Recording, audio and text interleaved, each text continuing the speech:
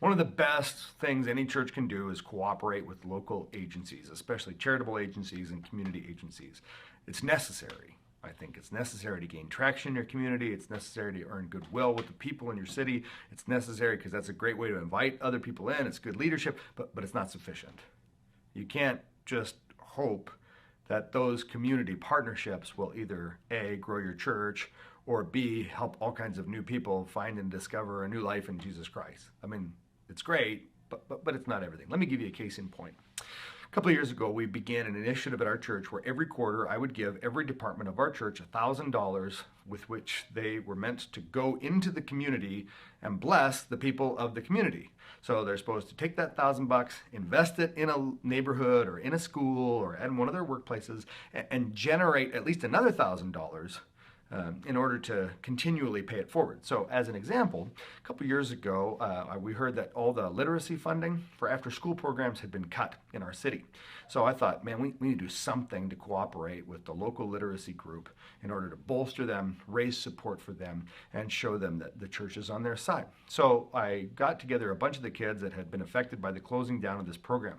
And I said, hey, you've been reading books, comic books, whatever, for a couple years. What are your 5 favorite things? They said, well, we love Atlantis, okay, zombies, we love sports, we love scuba diving, and we love adventure stories. I said, great. How about if I wrote you a story that had Atlantis and zombies and sports and scuba diving, and it was an adventure story? They said, that would be awesome. So me and some friends got together and we wrote a little series of stories. We called it The Undwellable City. You can check out the web link at theundwellablecity.org.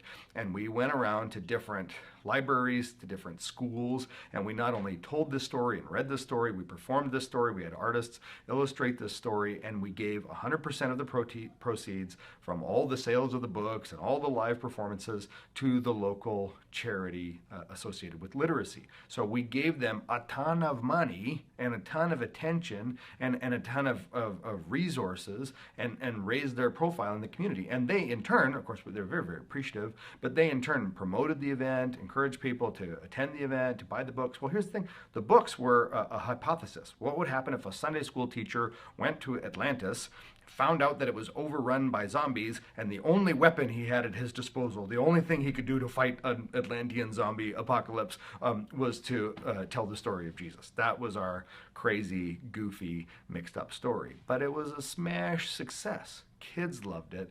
And after the live performances were over, after all the books were distributed, we had 2 weeks where kids came to the church every day for an after-school camp where we dissected squids, built submarines out of Legos, learned how to use scuba gear in the baptismal tank, and told them over and over again the stories of heroism and adventure in the scriptures. So here's the thing. It was necessary for us to partner with our community because our community was in need. I mean, kids need to learn to read. They need help, and we could help them. But it wasn't sufficient for us to just give them money. It wasn't sufficient for us to just feel bad for them and take an offering. No. We wanted to use our creative capacity to get involved on a deeper level, to get involved with their staff, to get involved with their networks, to raise their profile in the newspapers, to raise their profile on the evening news shows and on the internet. I mean, we wanted to make a big splash, not just write a big check. And we did. And so it was a huge success.